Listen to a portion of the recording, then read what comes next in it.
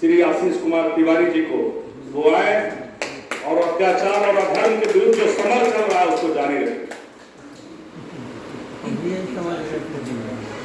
समुपस्थित सज्जनों, आवाज मेरी मैं बहुत संक्षिप्त में ही बोलूँगा, गला भी खराब है, लेकिन फिर भी मेरी कोशिश होगी कि दिनकर समर शेष है से दिनकर का अभिप्राय, इस पर तो दो बड़े सार गर्भित वक्तव्य हम लोगों ने सुने कि दिनकर जी ने यह जो पंक्ति लिखी, समर शेष है, यह जो कविता लिखी, इससे उनका क्या अभिप्राय है। लेकिन रचनाकार के अलावे साहित्यिकता का जो त्रिभुज बनता है उसमें सहृदय भी होता है, जिसको हम आलोचक या लिटरेरी क्रिटिसिज्म में उसको रीडर कहते हैं। तो पाठक का, जनता का, सहृदय का क्या दायित्व है और समर शेष से वह क्या निहितार्थ ग्रहण करता है, इस पर मैं थोड़ा सा अपनी बात रखूँगा। कोई दावा नहीं है मेरा, आप असहमत हो सकते हैं, लेकिन यह मैं तो एक संयोग मानता हूँ कि स्वामी जी की स्मृति स्थल पर दिनकर जी पर यह कार्यक्रम हो रहा है। स्वामी जी जैसा विरक्त और वैसा सन्यासी भारतीय 20वीं शताब्दी में जो भारतीय परंपरा के गिने चुने वाहक थे, जिसमें गांधी हैं, स्वामी जी थे, अरविंद हैं, रमन हैं, तो यह वह परंपरा थी। और 20वीं शताब्दी के बाद ये जो पूंजीवाद का एक अखिल रूप आया है, जिसने भारतीय परंपरा को ही ध्वंस के कगार पर घेर दिया, अब वो परंपरा नहीं रह गई।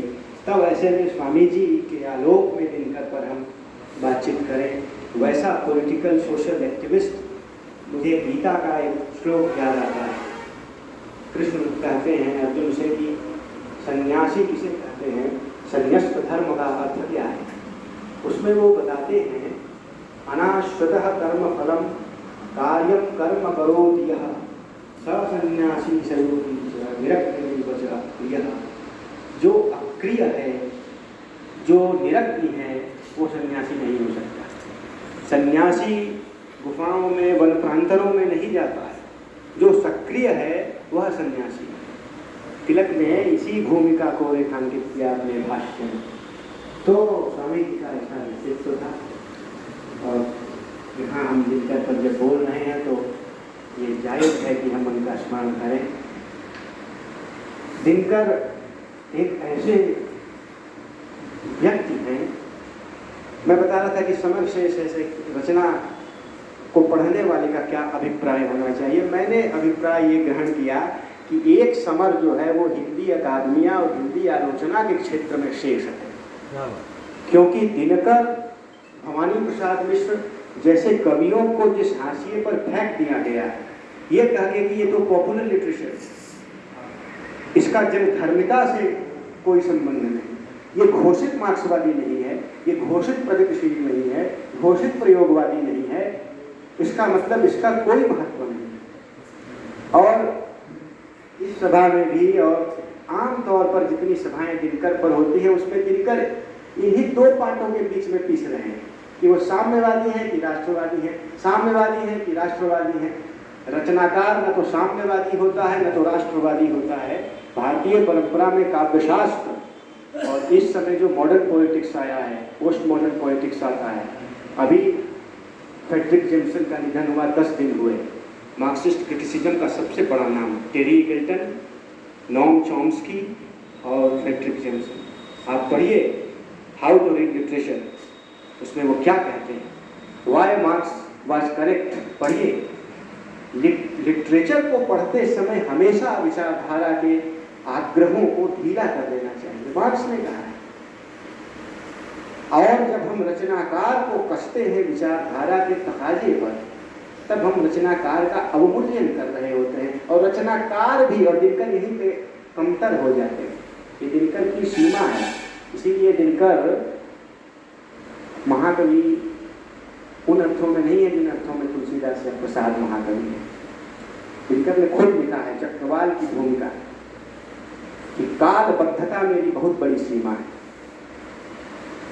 कवि जो होता है काव्य शास्त्र विनोदेन कालो गच्छति धीमताम, भारतीय परंपरा में वह काल निरपेक्ष होकर चिंतन करता है। कबीर एक प्रजापति, एक पैरेलल यूनिवर्स।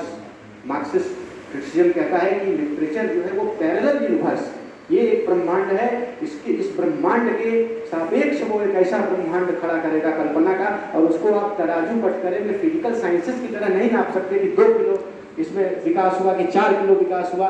मैथमेटिक्स का ये काम है, ये फिजिक्स का काम है, ये सोशल साइंस का काम है कि समाजशास्त्र क्या कहता है, एंथ्रोपोलॉजी क्या कहती है, कविता का ये काम नहीं। इसलिए जरूरी है कि दिनकर पर बातचीत करते समय जब हम कवि व्यक्तित्व का मूल्यांकन करते हैं तो इसका ध्यान रखें कि विचारधारा दिनकर पर हावी न हो नहीं पाए, और दिनकर पर जब वो हावी हुई तो दिनकर ने ये द्वंद्व झेला, और ये द्वंद्व पूरी हिंदी कविता अगर माने तो हिंदी कविता के इतिहास में इतना विपुल द्वंद्व, इतने विविध स्तरों पर तुलसीदास ने झेला। कामुकता, सेक्सुअलिटी का जो द्वंद्व तुलसीदास झेलते, ईश्वर है कि नहीं इसका द्वंद्व तुलसीदास ने झेला है। जीने की न लालसा दयाल महादेव मोहि जानत हूँ हम मर बेई के रहत हूँ। हनुमान बाहु में वो कहते हैं कि तुम हो भी कि नहीं मुझे नहीं पता। और अन्य अन्य द्वंद्व झेले हैं। आर्थिक बात करते हैं कि जीविका विहीन लोग सिद्धमान सोच बस कहें एक एक अनसो कहाँ जाए का करें।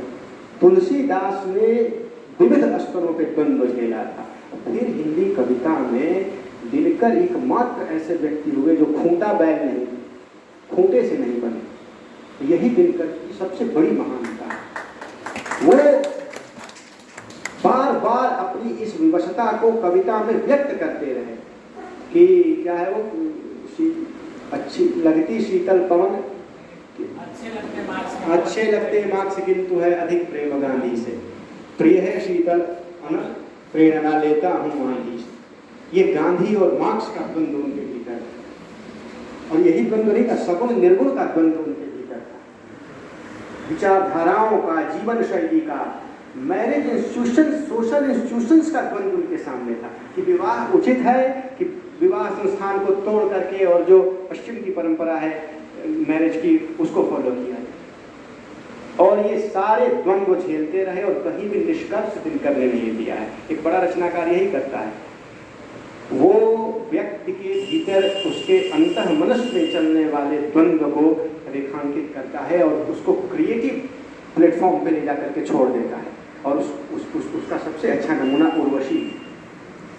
फुकॉल्ट हिस्ट्री ऑफ सेक्सुअलिटी लिख रहे थे, पूरा यूरोप डगमगा गया था, ये कैसा विमर्श उपस्थित हो गया।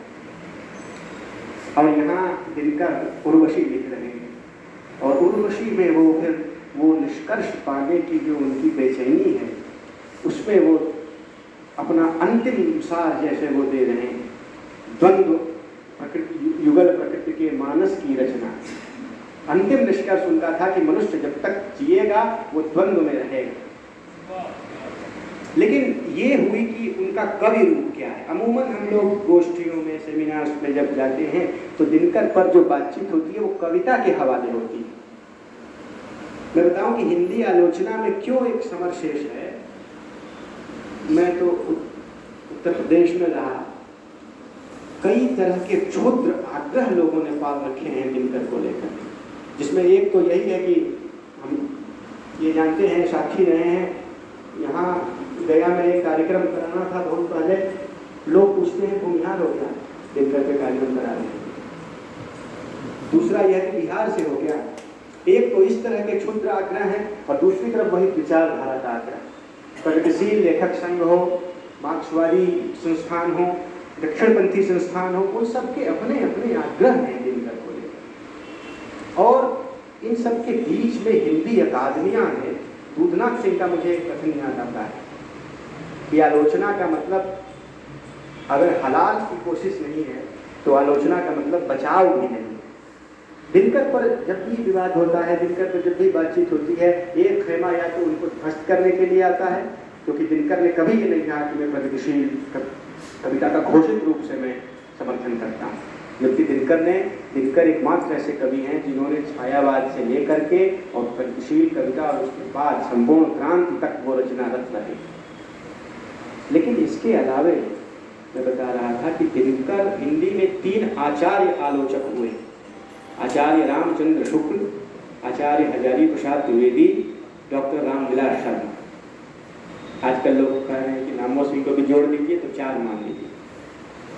और 4 बड़े रचनाकार आलोचक माने गए। एक मुक्तिबोध, दूसरे अज्ञेय, तीसरे रामधारी सिंह दिनकर और चौथा नाम जो है उस पर बड़ा विवाद। सबने अपना अपना वो चतुर्वर्ग बनाया है कि किसको हम उसमें रखेंगे, देवी शंकर अवस्थी को रखें, फिर रघुवीर सहाय को रखें, किसको रखें।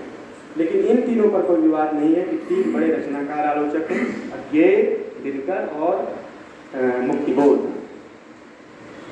लेकिन पाठ्यक्रमों की जो राजनीति है, हिंदी पढ़ाई जहाँ होती है वहाँ विश्वविद्यालयों में, और एक सोशल मेंटेलिटी जो बनी हुई है, वहाँ आप जान लीजिए कि जहाँ ये कोई आंदोलन हो रहा है, जेएनयू में कोई मूवमेंट हो रहा है, समाज में कहीं नारा देना है, पोस्टर लगाना है, वहाँ एक धर्रा बन गया है, बना बनाया कि ले लो मुक्तिबोध की कविता, तोड़ने ही होंगे मठ और गढ़, और वही मार्क्सवाद का नारा, वही ये जय मार्क्स जय लेनिन करते हुए लोग आगे बढ़ जाते हैं।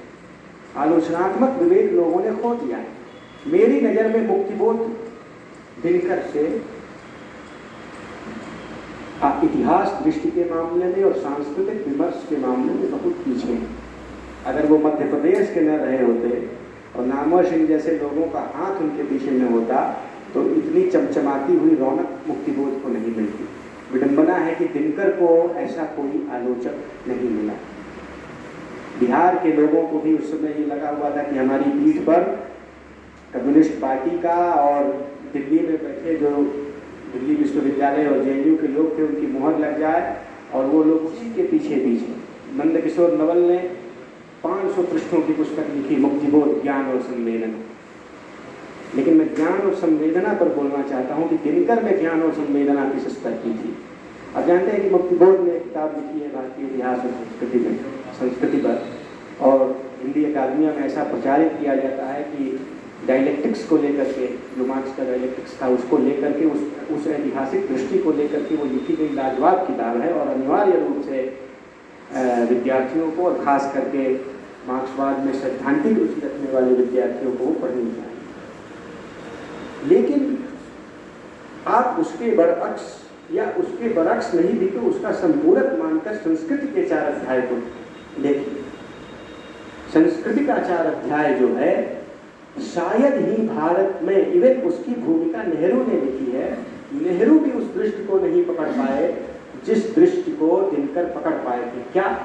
ज्ञान और संवेदना का मामला। दिनकर उपनिवेश अपने समकाल से वैसे ही बंधे हुए थे जैसे सभी के सभी लोग गांधी को छोड़ करके, लेकिन दिनकर जगह जगह संस्कृति के 4 अध्याय में मुक्त होते नजर आते हैं, और कोई दूसरा हिंदी का लेखक नहीं है जो ज्ञान और संवेदना के प्रश्न पर वो मुक्ति पा सका हो। क्यों? आज हम जिस एपिस्टेमोलॉजी को, ज्ञान मीमांसा की जिस परंपरा को, तर्क के जिस पैटर्न को, कि लॉजिक किसे कहते हैं, फॉलो करते हैं, वो पश्चिम का है, वो आयातित है। प्रत्यक्षवाद के जमाने में जिसको पॉजिटिविज्म कहते हैं, अगस्टस कॉम्ट, डेकार्ट के बाद जो ज्ञान मीमांसा पश्चिम में आई, उसने एक काम किया कि धर्म को कूड़ेदान में फेंको, और जो प्रत्यक्ष दिख रहा है, जिसकी क्वांटिटेटिव वैल्यू निकाली जा सकती है, उसको हम तर्क मानेंगे।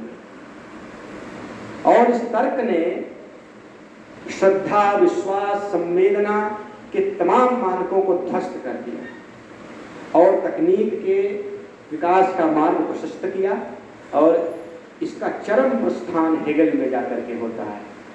और हेगल के यहाँ ये किस तरह से होता है, तो जब साम्राज्यवाद का दौर आया और पूरे दुनिया में यूरोप के साम्राज्यवादी फैल गए, तो 2 विनाशकारी तोहफे दिए। आदित्य निगम इस समय सोशल एक्टिविस्ट हैं, बड़े नाम हैं, उन्होंने लिखा है कि 2 बड़े तोहफे दिए तीसरी दुनिया के देशों को यूरोप वालों ने। एक राष्ट्र की अवधारणा कि राष्ट्र, हर आदमी देखिए कि राष्ट्रवाद और राष्ट्र कवि और राष्ट्र के नाम पर मरने को तैयार है। ये सबसे, आदित्य निगम ने लिखा, ये सबसे मनहूस तोहफा है।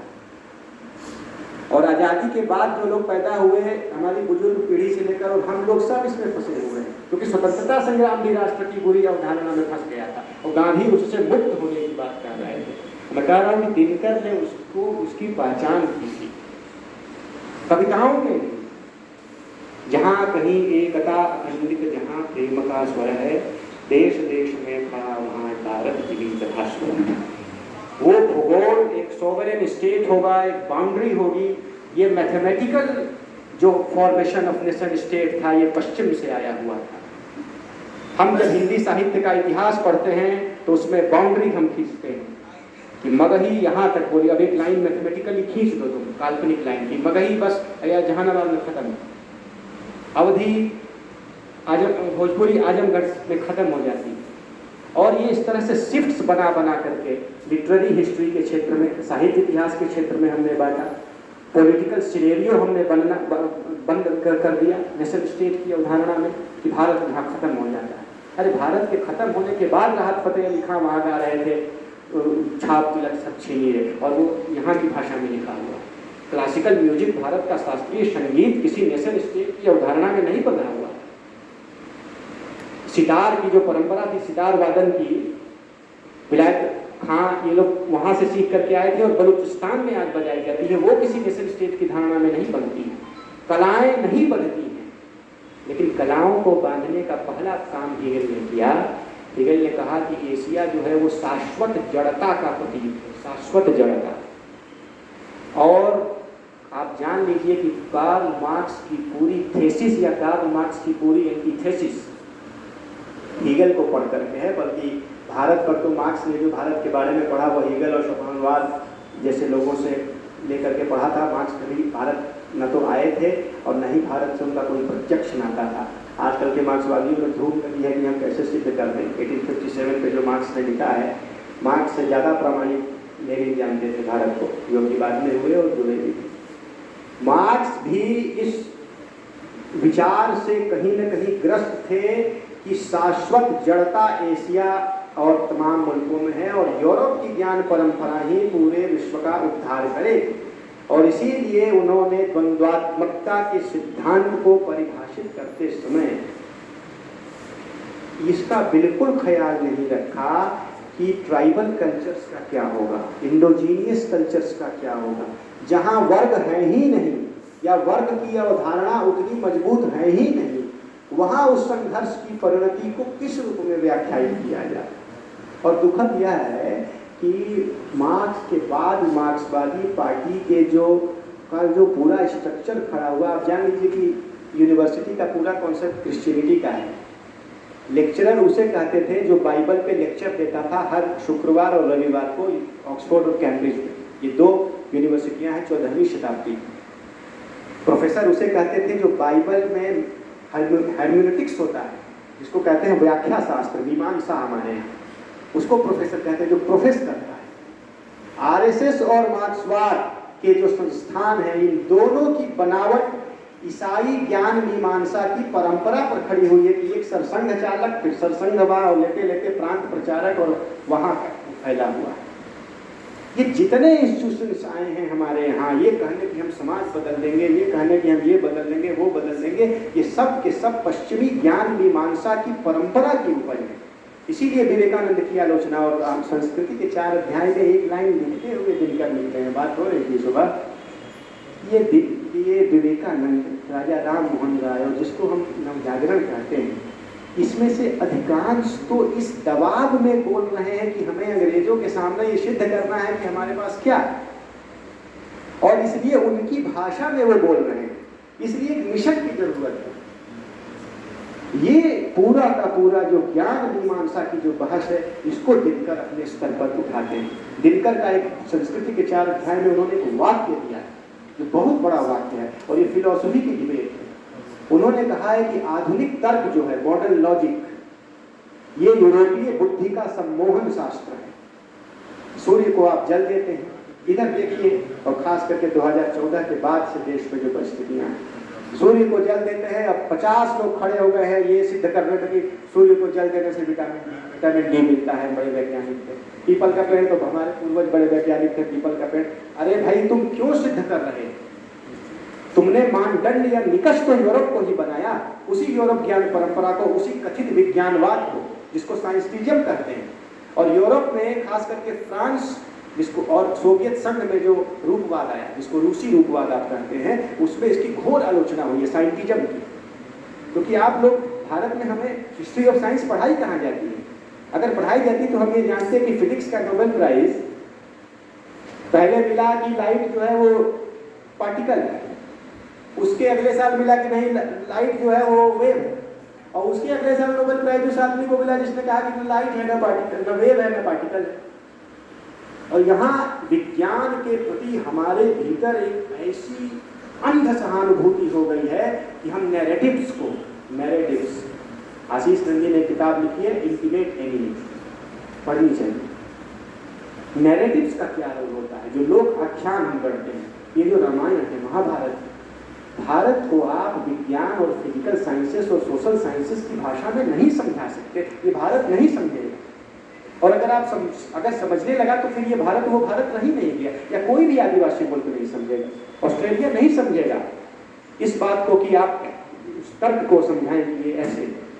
वो नैरेटिव से समझता है। भारत नैरेटिव्स का देश है। इसीलिए दिनकर ने कहा था कि स्वतंत्रता संग्राम के समय का जो दौर है वो महाकाव्य लिखने का दौर नहीं, क्योंकि झंझावात उठा हुआ। तब लोगों ने पूछा तब क्या करेंगे आप? दिनकर ने बोला कि हम महाकाव्य तो नहीं लिख सकते, लेकिन अपने आख्यानों को रीराइट कर सकते हैं, अपनी आख्यान परंपराओं को पकड़िए। और इसीलिए कुरुक्षेत्र जो है उसका गजब है। वो तो उसमें देखिए कि गांधी का जो प्रतीक है, वो भीष्म का जो प्रतीक है, वो युवा वर्ग है। कुरुक्षेत्र में भीष्म का प्रतीक जो मानता नहीं। और जब छपी थी कुरुक्षेत्र, तो जानते होंगे आप लोग कि बिहार में उड़ीसा के बहुत बड़े चित्रकार और उप महानिदेशक रहे हैं उपेंद्र महारथी। वो दिनकर के कवर पेज के चित्र बनाया करते हैं। कुरुक्षेत्र का जो पहला निकला है, वहाँ हमारी बेचू लाइब्रेरी में है, पहला संस्करण जो निकला है, उसका जो कवर पेज है, उस पर जो चित्र है, उसमें भीष्म को जो बाण लगा हुआ है, उल्टे लगा हुआ है। भीष्म में बाण इधर से नहीं लगा है, इधर से लगा हुआ है, पीछे से। समूची दिनकर ज्ञान और संवेदना, दिनकर ये समझ रहे थे कि आधुनिक मनुष्य जो है वो यूरोपीय तर्क, जो उनके मुताबिक कुतर्क, वो उसके बीच में धंसा हुआ है। और वो उल्टे इसलिए धंसा हुआ है क्योंकि वो हमारे लोग मार रहे हैं, वो पश्चिम की ओर से नहीं लग रहा है। और दिनकर ने बैठ करके वो चित्र बनाया था उपेंद्र महारथी से, और वो तो शुरू ही होता है जिसमें लिखा है नौजवानों के लहू का मौन है। ये गिबन और इन लोगों का जो पूरी इतिहास दृष्टि थी, उसके वहाँ से वो खंडन करते। तो ये सब ज्ञान संवेदना की बातें थी। अब जान लीजिए कि दिनकर एकमात्र ऐसे व्यक्ति है जिसको सबसे पहले हिंदी में बौडलेयर पे लिखा है। दिनकर के पहले मुझे नहीं लगता, मुझे नहीं मिला अभी तक, मैं ढूंढ रहा हूँ, टॉलस्टॉय पर पहला समृद्ध लेख दिनकर ने लिखा, शेक्सपियर पर लिखा। और शेक्सपियर पर लिखते समय दिनकर ने अनुभूति की प्रामाणिकता, जो आज भी आलोचना का बहुत बड़ा मुद्दा है कि दलित के भोगे हुए यथार्थ पर दलित ही लिखेगा, या मतलब सहानुभूति बनाम भोगी हुई अनुभूति। दिनकर ने लिखा कि शेक्सपियर न तो सेनापति थे, न तो राजा थे, न तो रानी थे, और न ही अमुक अमुक अमुक। और फिर उदाहरण देकर के उन्होंने दिखाया कि लेकिन अगर आप शेक्सपियर के इन नाटकों को पढ़ेंगे तो आपको पढ़ते हुए ये लगेगा ही नहीं कि जब वो सेनापति के बारे में लिख रहे हैं तो लगेगा कि ये आदमी सेनापति ही रहा हो, इतना स्वाभाविक चित्रण। जब वो राजा के बारे में लिख रहा है तो लगता है कि ये राजा ही रहा होगा। और जब वो किसी रानी का चित्रण करते, वो जब उसका चित्रण करता है तो लगता है कि ये वही उल्टा स्त्री के रूप में रहा होगा। ये डिक्लास कर लेना अपने को। गांधी का ये टर्म है, हिंदी में उसका क्या है नहीं पता, लेकिन गांधी ने इंग्लिश राइटिंग पर डिक्लास करना है। गांधी बोलते थे कि क्लास हो। विनोबा भावे मैथमेटिशियन थे, वो जब गांधी के पास गए, साबरमती में ब्राह्मण थे, बोला गांधी जी ने कि तुम तो पढ़े लिखे हो ही, ब्राह्मण हो, अब अपने को डिक्लास करो, क्या काम करें? तो चमड़ा उतारो, छाता बनता है यहाँ के लोगों के लिए, चमड़ा उतारो, डिक्लास करना। दिनकर की सारी रचनाओं में आप देखेंगे कि उनके पात्र खुद को डिक्लास कर लेते हैं। डिक्लास करना, शेक्सपियर ने ये लिखा और दिनकर ने इसको पकड़ा और कहा कि अनुभूत की आज से 20, 40, 50 साल पहले आज ये बहस उठ रही है कि दलित पर दलित ही लिखेगा, स्त्री पर स्त्री ही लिखेगी। क्या हमारी ज्ञान और संवेदना का जो विस्तार है वो इतना संकुचित हो गया है? लेकिन ये यूरोप की लगाई गई बात है। फ्रांस में और बाद में यूनाइटेड स्टेट्स में नारीवाद की जो लहरें आई हैं, उन लहरों ने कहा कि नहीं, स्त्री पर स्त्री को दो अधिकार। और दिनकर बहुत पहले इसकी पड़ताल करते हैं और लिखते हैं कि नहीं, अगर ऐसा होता तो शेक्सपियर ये कैसे लिख पाता? अनुभूति की प्रामाणिकता का कोई मामला किसी बंद परिधि में हम नहीं समझ सकते। तो खैर, आप सभी बहुत विद्वान हैं, मंच से बहुत उम्दा वक्तव्य सुनने को मिला और मैं बहुत अभिभूत हूँ यहाँ आकर के। आपका